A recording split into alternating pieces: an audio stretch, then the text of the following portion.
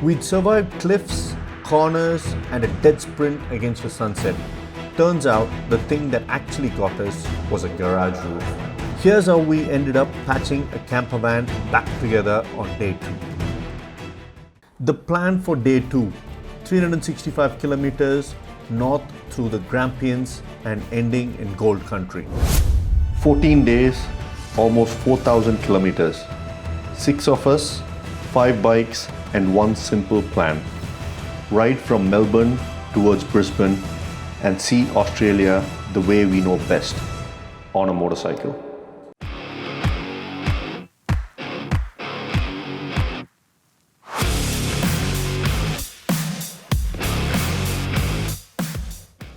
Good morning everyone, welcome to day 2 of our riding. So last night we camped at Port Campbell in this lovely bungalow, and this is the view. So you get to see the ocean over there and then the beautiful mountains around. It's been a lovely day of riding yesterday, and today we're going to, our destination is Maryborough, but then we're going to go through the Grampians. Grampians apparently is one of the top riding roads in Australia, and we look forward to hopefully seeing some more kangaroos and koalas in the wild. Our first stop for breakfast is Mortlake Roadhouse. Apparently it's a popular destination cafe where you could see they've got a lot of miniature trucks, and you could hopefully see some Australian road trains. So I look forward to that. I'll see you guys on the road. 8:30 in the morning and we rolled out of Port Campbell. 365 kilometers ahead of us, and for the first time we were leaving the coast and heading inland. But first we had a roof to fix.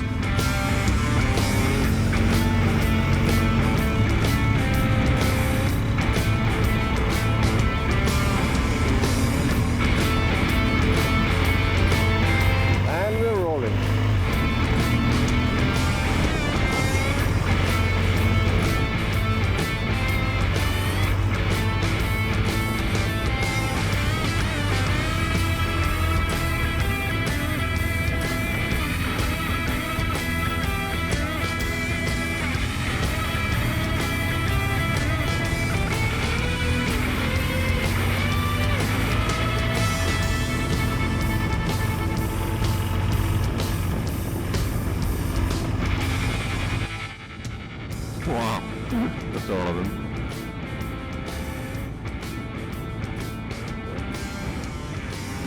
And that's our support guy.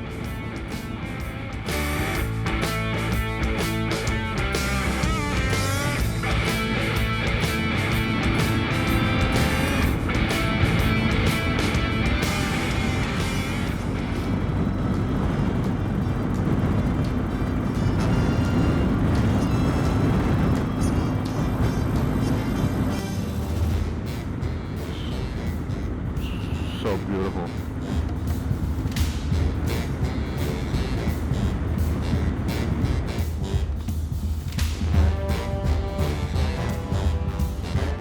Golf club. Golf course, rather.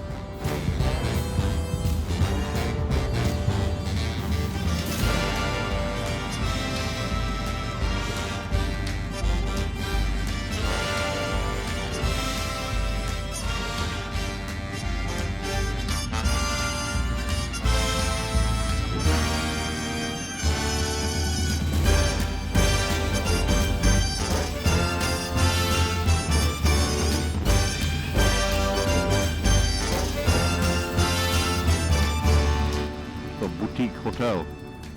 Wow.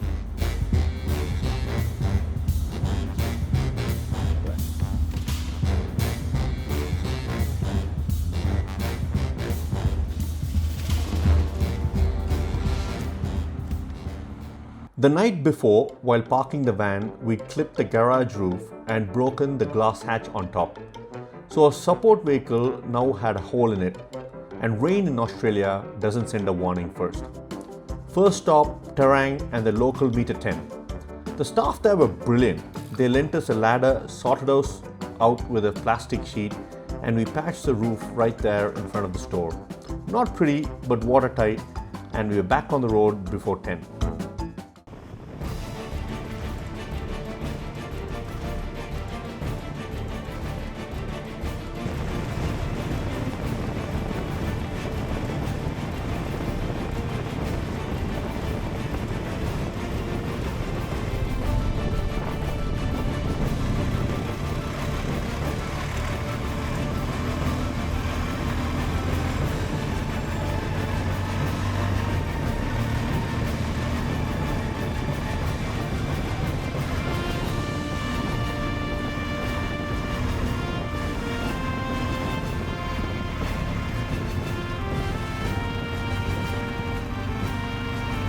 Next stop, Mortlake, for breakfast at a roadhouse that turned out to be a bit famous.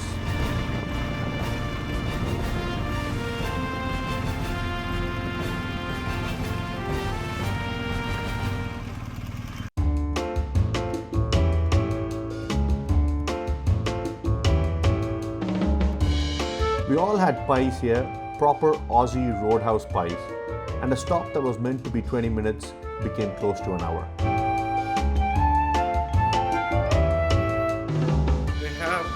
Brilliant collection of miniatures.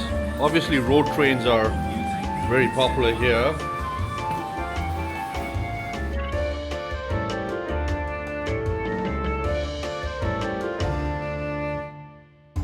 Look at that. And they have a lot of miniatures. It's a great stop if you're heading towards the Grampians.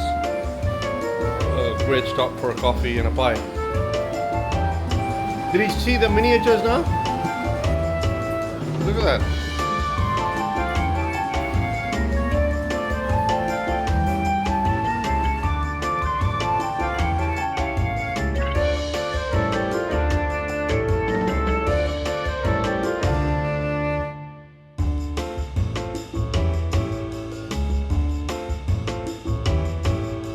Cheers. Anand, how's the pie? Loving it? Is it the pepper you're having or the plain one? I don't know what this is. I think it's the plain one. Yeah, mushroom. Anna, you liking the pies? Everything. I'm having bacon with egg and beef. Excellent. Nice one. Vikram is having chicken sandwich. Chicken and cheese. Chicken and cheese. And how are you Carrot finding the mushroom. pie? How's it? Carrot mushroom, very good, yeah. Awesome.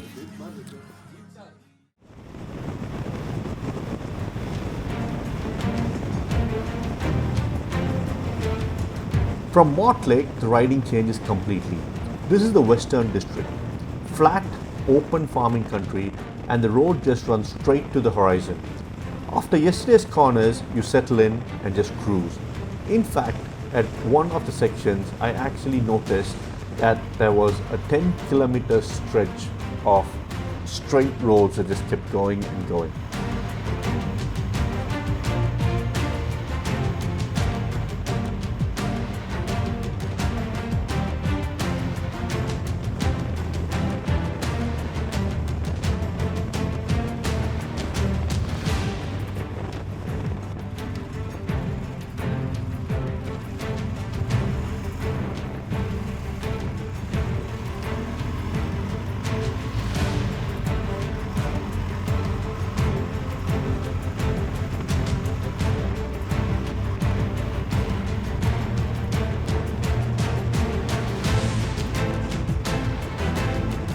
And then, out of all of that flat, you see them, the mountains. So we're going to enter the Grampians now. 12:30 and we crossed into the Grampians. We stopped at the sign for some photos and stretching. The whole range is also called Gariwerd, if I'm pronouncing that right. And people have lived here for over 20,000 years. It holds the largest collection of Aboriginal rock art in Victoria.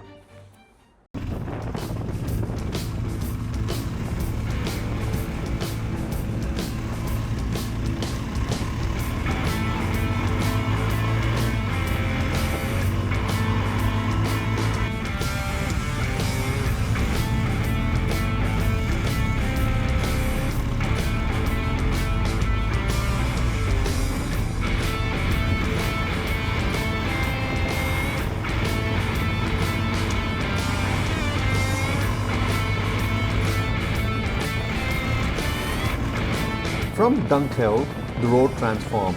The plains end, trees close in on both sides, and the bike is leaning again.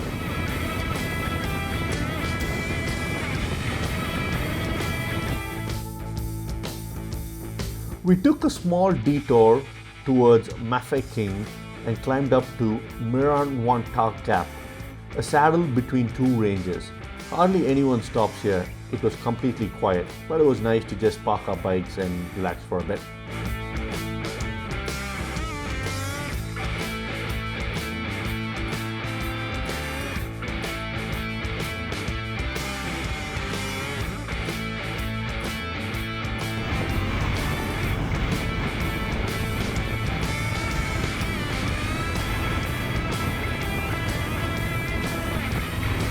We backtracked and rode on towards Bellfield and stopped at the car park right against the water. Quick bit of history here. This is actually a dam built in the 1960s, and when they filled it, the old valley went under the water, farms and everything. Today it supplies about 10% of Victoria's water. We stopped here for a break and some photos.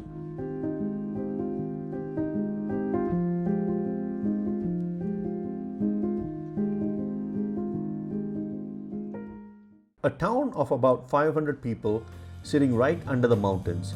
We went to the Gap bakery, and after 5 hours of riding, nobody said a word until the plates were empty. The Grampians. Oh wow, look at this car. Holden Commodore. Is it a Commodore? No. Oh, beautiful. So yeah, we just stopped here for lunch. We're just gonna get something from the bakery and then head towards Maryborough. And we had company. Sulfur-crested cockatoos. First one, then a few more, then honestly we lost count. Nobody warns you about the size of these things or the volume.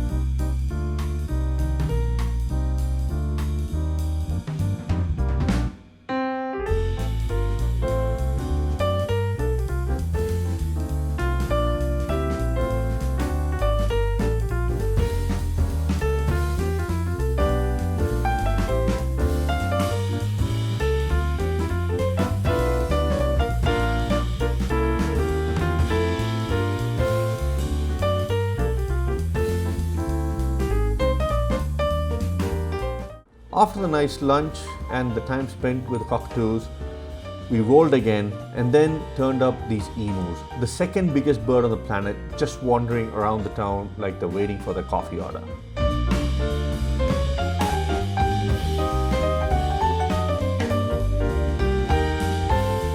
And then we saw kangaroos, dozens of them, just grazing around the holiday parks. Yesterday we lost our minds over 2 of them on a hillside. Gap clearly didn't get that memo. There are so many of them.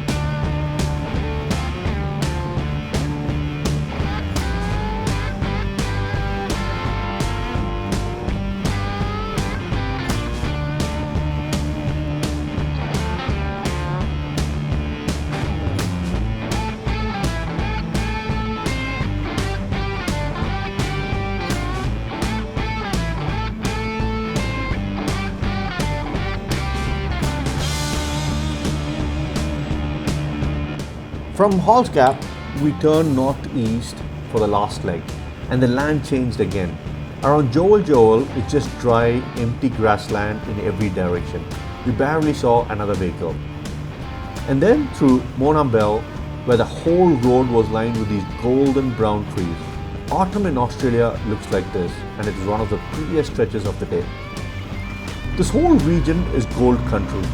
In 1854, gold was found near Maryborough and 30,000 miners rushed in within months. We were riding into a town the gold rush built.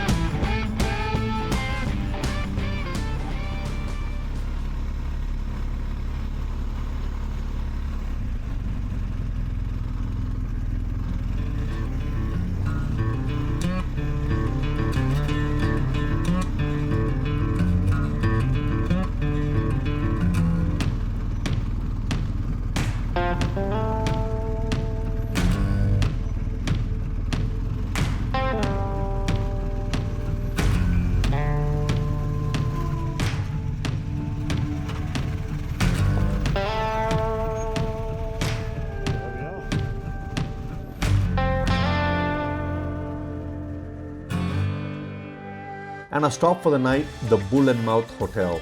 There's been a pub on this corner since 1855, and the building we stayed in went up in 1904 when it was the most modern hotel in the region. Piped hot water, its own telephone system, a billiard room, gold money, spent it like would never run out. Dinner was at Peach Village, a Chinese place down the road. Second night, second Chinese dinner and no complaints, because the egg fried rice here was genuinely the dish of the trip so far. 365 kilometers, 7 hours in the saddle, the ocean in the morning, mountains at lunch, gold country by dark.